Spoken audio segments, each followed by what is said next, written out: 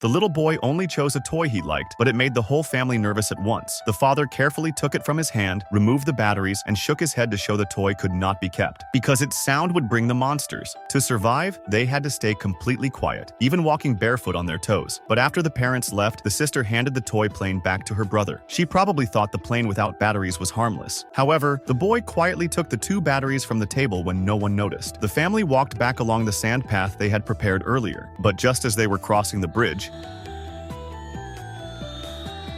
the mother covered her mouth in shock, and the father rushed toward his son as fast as he could, but the monster was already getting closer and closer before their eyes.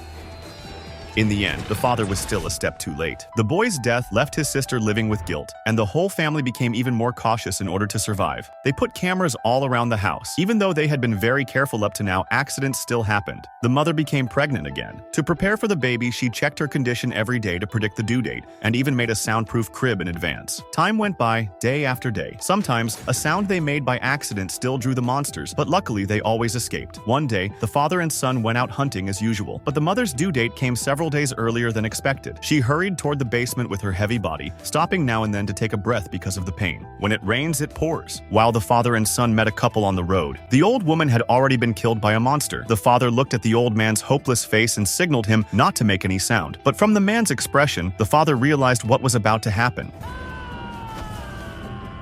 The father held his son and hid as quickly as he could. The monster soon appeared and tore the old man apart. The father could only cover his son's mouth. At the same time, the wife was on her way to the basement. She stepped on a nail, and it made a loud noise. It was only a matter of time before the monster came, so the woman did not dare to waste a second. She turned on all the warning lights outside, but when she was about to find a place to give birth, the monster had already entered the house.